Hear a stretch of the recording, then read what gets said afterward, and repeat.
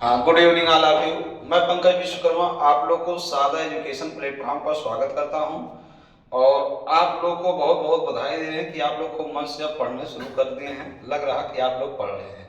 तो चलिए आप लोग आज पढ़ेंगे थायराइड ग्रंथि। हमने आप लोग को पिछले वीडियो में संपूर्ण ग्रंथ के बारे में बता दिया था। ग्रंथ कितने प्रकार के होते हैं, ठीक है। और तीनों प्रकार तीनों प्रकार हमने बताया। तीनों प्रकार बताने के बाद सभी अंतःस्रावी ग्रंथियों का नाम बता दिया, बाह्यस्रावी ग्रंथियों का नाम बता दिया, मिश्रित ग्रंथियों का नाम बता दिया, ठीक है। सारे ग्रंथि क्या क्या करते हैं उनको भी बता दिए। आज हम लोग सभी अंतःस्रावी ग्रंथियों में एक एक अंतःस्रावी ग्रंथियों का खूब बेहतरीन वर्णन करेंगे। देखिए, अंतःस्रावी ग्रंथियों के लिए आपके वनडे एग्जाम में जितने क्वेश्चन आना है सब यहीं से मिल जाएगा। होम साइंस, टीजीटी, पीजीटी और एलटी में अंतःस्रावी ग्रंथि से जितने क्वेश्चन पूछे जाएंगे सब यहीं मिल जाएगा। आप लोग अभी पढ़ लीजिएगा, इसके बाद यूथ हल कीजिए। हल करेंगे टोटल क्वेश्चन मिलेगा, ठीक है। तो आप लोग को एक बात और बताएं, होम साइंस के सभी विद्यार्थियों के लिए शारदा एजुकेशन प्लेटफॉर्म सबसे बेहतरीन प्लेटफॉर्म है।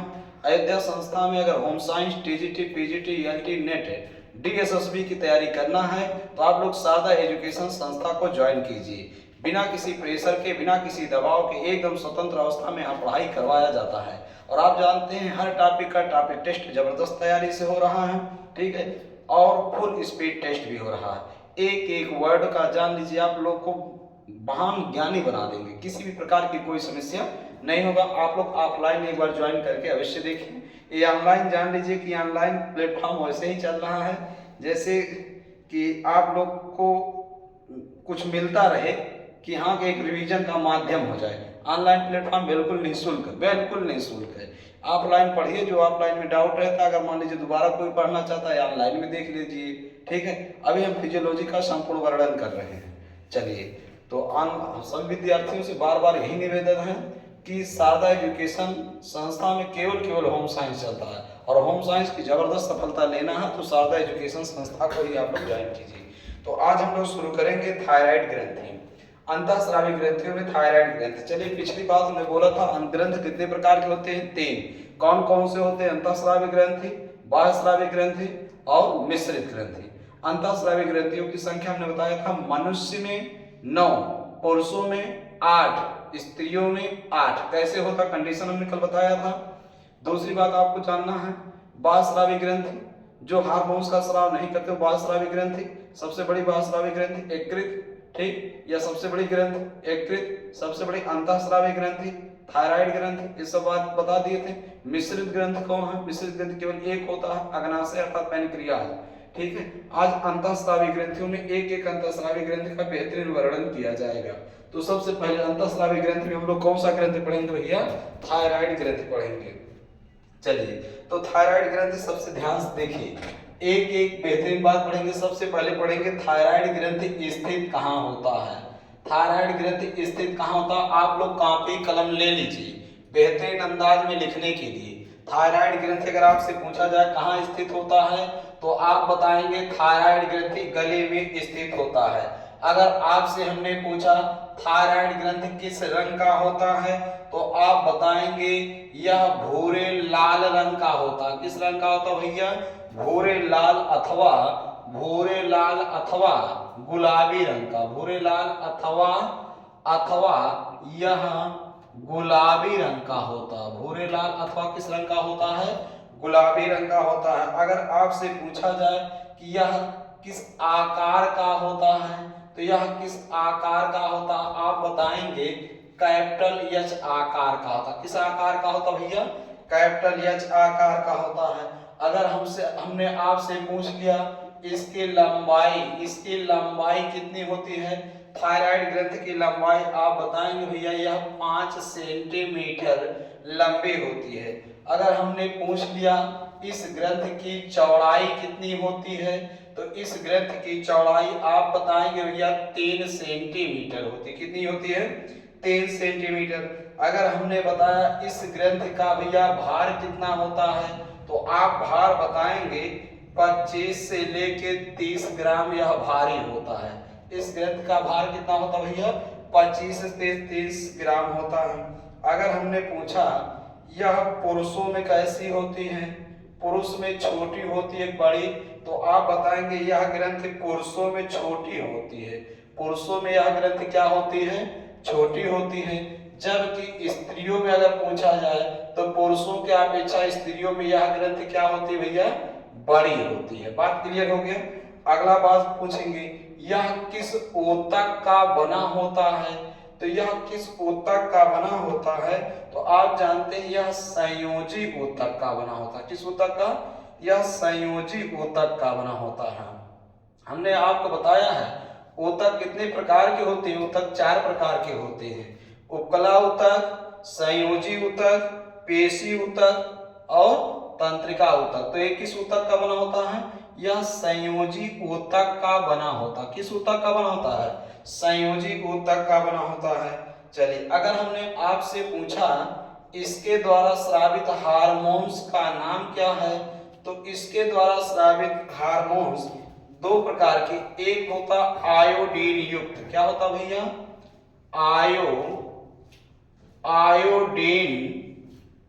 आयोडीन युक्त हार्मोन।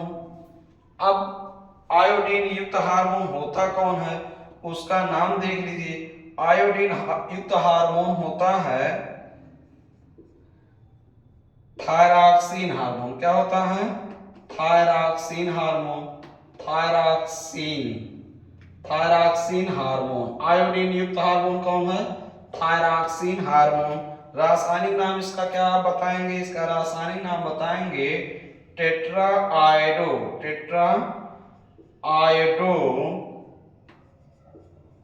थायरोनिन।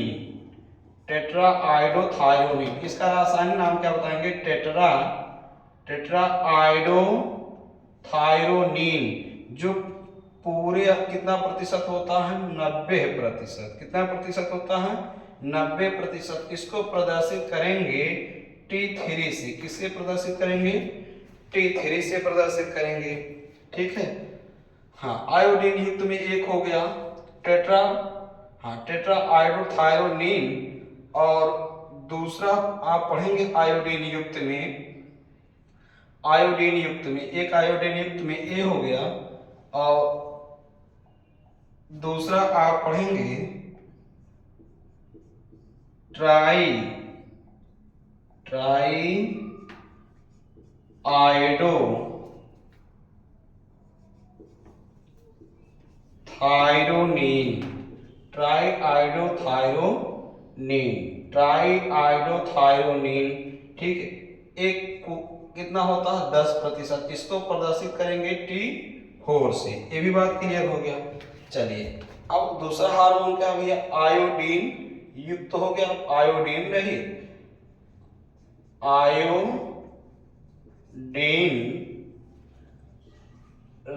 हार्मोन। ठीक, आयोडीन रहित हार्मोन कौन है?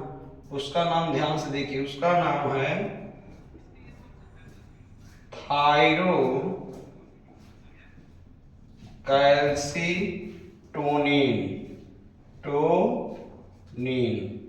थायरोकैल्सीटोनिन। क्लियर? ध्यान से सुन लीजिए। इतना बात आप एकदम सामान्य रूप से बेहतरीन बात पढ़ रहे हैं। क्या कोई दिक्कत? चलिए, अगला देखिए, थायराइड ग्रंथि। हमने क्या बताया? थायराइड ग्रंथि एकदम बिल्कुल, तो हाँ देखिए, थायराइड ग्रंथि में एकदम बहुत बेहतरीन आप लोग पढ़ेंगे। बिल्कुल कठिन कुछ नहीं, आराम से, बिना हड़बड़ाए, बिना छपटियाने, बिना चिड़चिड़ाने, बिल्कुल बेहतरीन तरीके से आप लोग देखिए। जैसे कुछ मतलब आपके home science, TGT, PGT, LT में जो थायराइड ग्रंथ से क्वेश्चन आएंगे, अदर वनडे एग्जाम में जो थायराइड ग्रंथ से क्वेश्चन आएंगे, बिल्कुल आप बड़ी आसानी के साथ कर ले जाएंगे। अभी तक हमने केवल परिचय कुछ बताया है। जैसे एक थायराइड ग्रंथ स्थित कहाँ होता? गले में। किस रंग का होता? भूरे, लाल या अथवा गुलाबी रंग का होता है।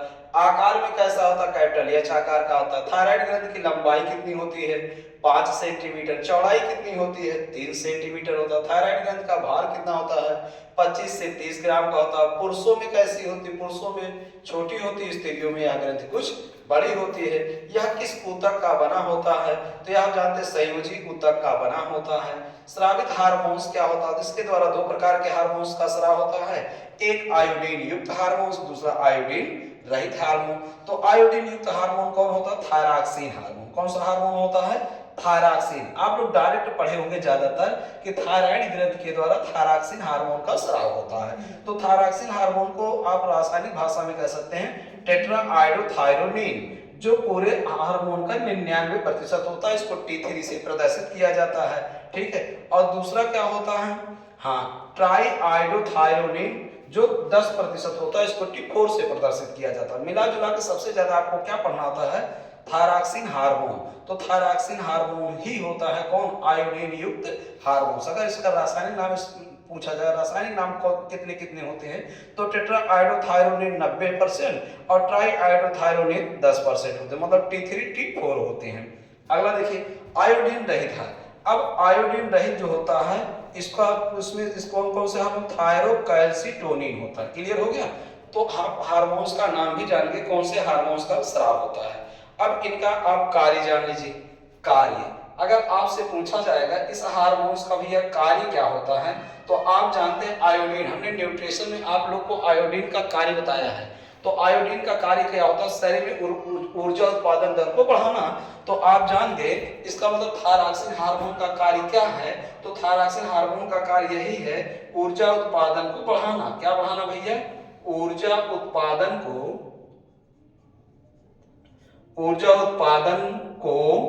बढ़ाना।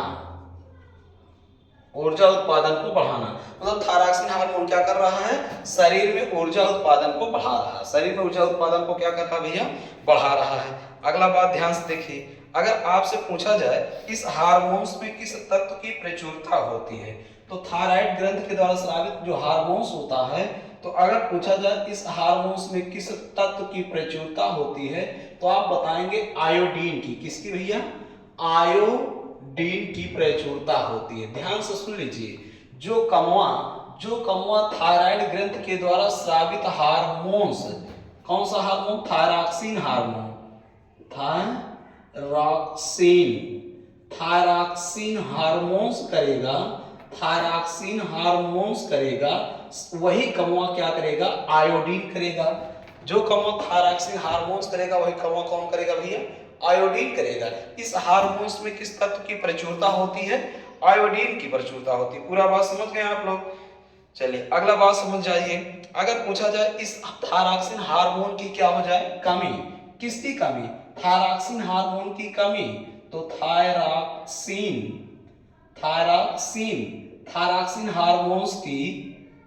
हार्मोन की क्या हो गया भैया? थायरॉक्सिन हार्मोन की कमी। तो थायरॉक्सिन हार्मोन की अगर कमी हुआ तो कुछ रोग हो जाएंगे। कुछ क्या हो जाएंगे? रोग। हमने क्या कहा? थायरॉक्सिन हार्मोन में किस तत्व की प्रचुरता होती है? तो थायरॉक्सिन हार्मोन में प्रचुरता होती है आयोडीन की कमी।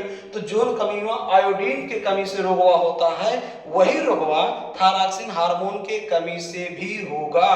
जैसे हमने बताया जड़ बाम नाता, अगर थायरॉक्सिन हार्मोन की कमी हो जाएगा तो एक रोग आप जान गए, कौन सा रोग?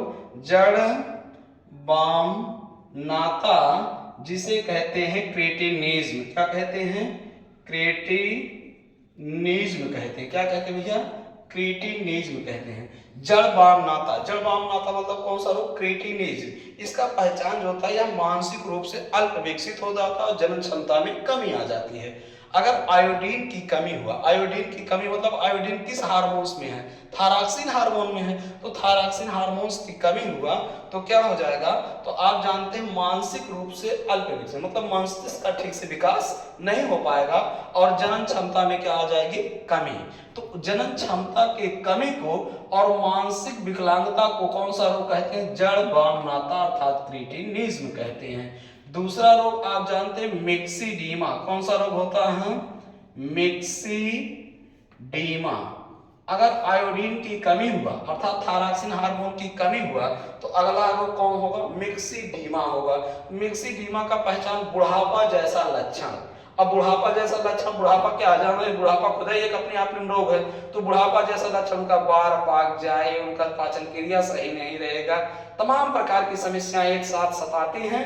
तो मिक्सिडीमा तमाम प्रकार की समस्याएं एक साथ सताती हैं, इसलिए मिक्सिडीमा का पहचान हमने क्या बताया, बुढ़ापा जैसा लक्षण उत्पन्न हो जाएगा। तीसरा कमी देखिए, सामान्य घेंघा रोग। सामान्य घेंघा रोग कौन सा रोग भैया, सामान्य घेंघा रोग। घेंघा रोग, सामान्य घेंघा रोग को कहते हैं गलगंड रोग। क्या कहते हैं, गलगंड रोग कहते हैं। गलगंड का पहचान क्या, गर्दनों फूलकर कुरूप दिखता है, गर्दनों कुछ लोगों का फूल जाता है, उसको क्या कहते हैं, सामान्य घेंघा रोग या गलगंड रोग कहते हैं। या पहाड़ी क्षेत्रों में के लोगों को ज्यादा होता है, या वहां के व्यक्तियों को ज्यादा होता है जहां आयोडीन की कमी होता है। जहां के मिट्टियों में और जहां के जलों में आयोडीन की कमी होता है, वहां के व्यक्तियों को ज्यादातर कौन सा रोग होता है, घेंघा रोग होता है। पूरा बात क्लियर हो गया। चलिए अगला बात ध्यान से देखिएगा, ये सामान्य घेंघा रोग के बाद देखिए एक होता है हाँसी मोटो रोग। कौन सा रोग होता है, चौथा रोग हमने बताया आपको क्या होता है, हाँसी मोटो रोग। हाँसी मोटो रोग। अब हाँसी मोटो रोग में क्या होगा, हाँसी मोटो रोग का फायदा, एंटीबॉडी अधिक बनने लगते हैं। आप जानते हैं ग्रंथि में एंटीबॉडी क्या होते हैं, अधिक बनने लगते हैं। जब एंटीबॉडी अधिक बनने लगेंगे तो ग्रंथि को, थायराइड ग्रंथि को ही गला के नष्ट करने लगते हैं। जब थायराइड ग्रंथि गल के नष्ट होने लगता है, इस रोग को क्या कहते हैं, हाँसी मोटो रोग कहते हैं। हाँसी मोटो रोग नष्ट क्यों होने, मतलब हाँसी मोटो रोग हुआ क्यों, क्योंकि एंटीबॉडी, थायराइड ग्रंथि में एंटीबॉडी अधिक बनने लगी, और अधिक बनने के कारण वही एंटीबॉडी थायराइड ग्रंथि को गला के नष्ट करने लगे, और थायराइड ग्रंथि का नष्ट होना ही कौन सा रोग कहलाए, हाँसी मोटो रोग कहलाए। पूरा बात क्लियर हो गया। चलिए अगला बात हम देखेंगे, अगर अधिकता हो गया, थायरॉक्सिन हार्मोन की कमी हो गया, और अगर कहीं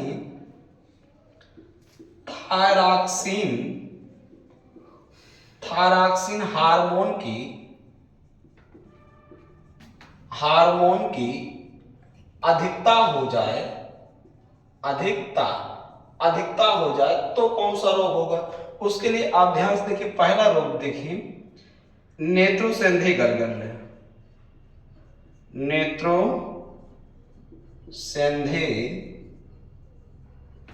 गलगंड रोग, नेत्रोसेंधी गलगंड रोग हो जाएगा। अब नेत्रोसेंधी गलगंड रोग कैसे होता है, नेत्र गोलक के नीचे, किसके, नेत्र गोलक के नीचे श्लेष्म एकत्र होने लगते हैं। क्या एकत्र होने लगते हैं, श्लेष्म एकत्र होने लगते हैं। जब वो श्लेष्म एकत्र होने लगते थे, ये नेत्र गोलक बाहर आ जाता है। तो जब नेत्र गोलक बाहर आ जाता है, इस रोग को क्या कहते हैं, नेत्रसेंधी गलगंड। नेत्र गोलक बाहर मतलब निकल कर गिर नहीं जाता है, कुछ लोग को आंखें देखो बड़ा बड़ा ढेला कितना बड़ा बड़ा निकलना रहता है, तो यही क्या है, नेत्रसेंधी गलगंड। उसका कारण क्या है, नेत्र गोलक के नीचे क्या एकत्र होने लगता है, श्लेष्म में एकत्र होने लगता है। चलिए अगला बात देखिए, प्लूमर रोग। दूसरा रोग क्या भैया,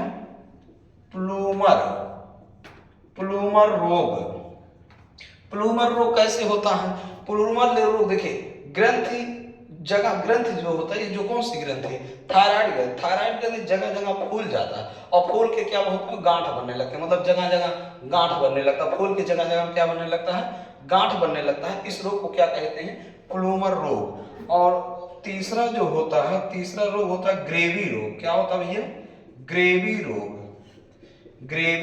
रोग। अब ग्रेवी रोग कैसे होता है, ग्रेवी रोग मतलब थायराइड ग्रंथियां सामान्य रूप से वृद्धि कर जाती हैं।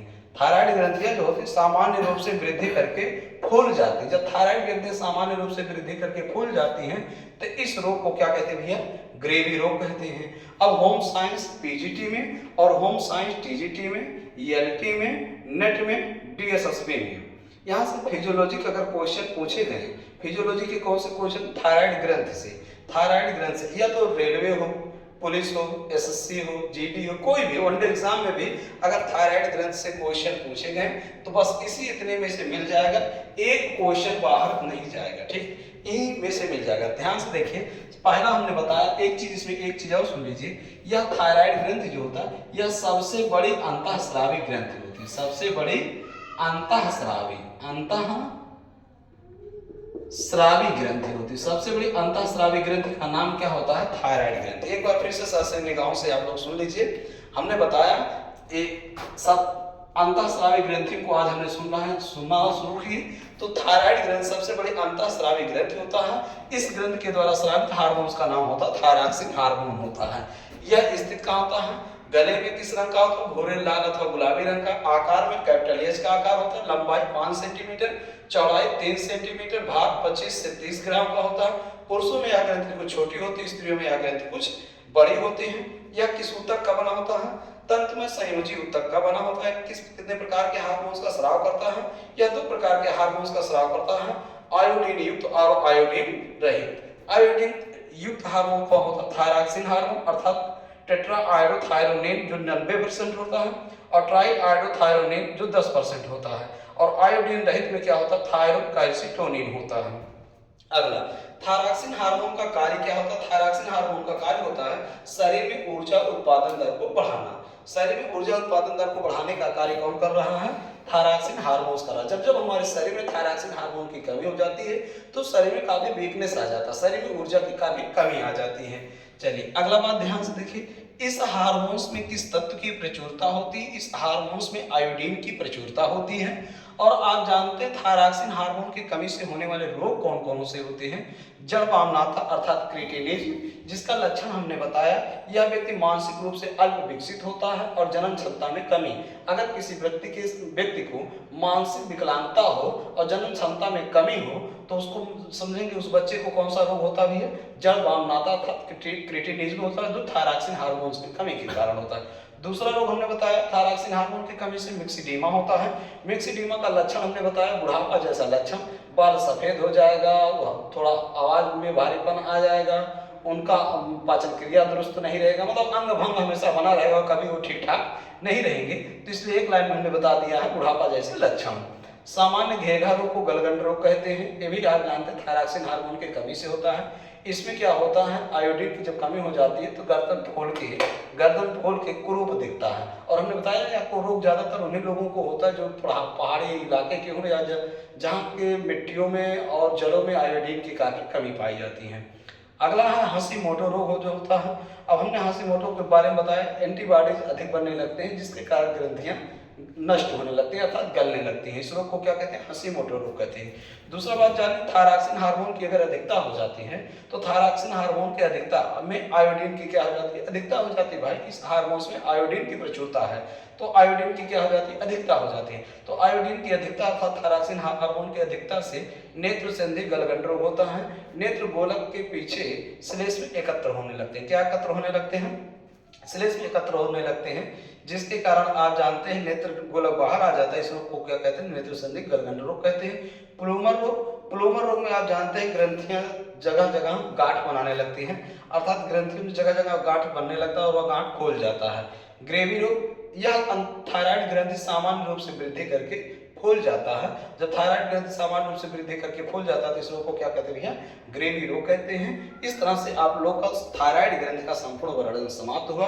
और आप लोग चैनल को अधिक से अधिक सब्सक्राइब करें, लाइक करें, शेयर करें और पूरा वीडियो आप लोग अवश्य देखा करें। अपने दोस्तों के साथ साझा जरूर किया करें और अपने दोस्तों को जरूर बताया करिए कि सादा एजुकेशन में गृह विज्ञान केवल ही चलता है, केवल गृह विज्ञान की क्लासें चलाई जाती हैं। और एकदम जान लीजिए गृह विज्ञान में कि हमने देखिए यहाँ बहुत सारा मिश्रण नहीं कि हम चाहते थे इतिहास चला सकते थे, चाहते जागृति चला सकते थे, चाहते हिंदी संस्कृत चला सकते थे, लेकिन नहीं, इस प्लेटफॉर्म में केवल इस प्लेटफॉर्म में केवल गृह विज्ञान की कोर्सेज संचालित की जाती हैं। दिन भर हम गृह विज्ञान में रवा रहते हैं और आप लोग को गृह विज्ञान का सफलता दिलाने के लिए एक हमारा नया जुनून और जिद है। जो शारदा एजुकेशन संस्था में आ गया वो सफल होके ही जाएगा, चाहे टीजीटी में सफल होके जाए, पीजीटी में सफल होके जाए, एलटी में सफल होके जाए, नेट में सफल होके जाए, DSSB में सफल होके जाए, उसको सफल होके ही जाना है। जब तक वो सफल नहीं हो पाएगा तब तक हमारा एक जिद बना रहेगा कि इस बच्चे को हम सबको सफलता दिलाना है। और वैकेंसी कोई भी आ जाए उस वैकेंसी में आयोग हमको दे देता है, सिलेबस दे देता है, 4 ऑप्शन दे देता है, तो हमारे लिए सरल हो जाता है। जब हमारे लिए सरल हो गया, क्या आयोग ने बताया यही पढ़ाओ और क्या दीजिए 4 ऑप्शन कि अगर पढ़ाए रहेंगे चारों में से बता ले जाएंगे, तो बताइए हमारे लिए क्या बोझ बना है? बहुत आसान बात है। आयोग हमको सिलेबस दे दिया, आयोग हमको 4 ऑप्शन दे दिया, अब इससे ज़्यादा सरल क्या कर सकते हैं। और जब हमको सिलेबस दे दिया यही यही पढ़ा दीजिए, इसी में से आएगा, तो हम उसको एकदम जान लीजिए कि एक टपकिया आप लोग को एकदम ट्रेंड कर देंगे कि जैसे जान लीजिए कि एजेंट लोग समझाते हैं कि रातों रात करोड़पति बनाने वाला किस्सा, उसी तरह से आप लोग को बता देंगे। तो आप लोग टीजीटी पीजीटी सफलता के लिए सारदा एजुकेशन संस्था ज्वाइन कीजिए। बहुत बहुत धन्यवाद। एकदम गुरु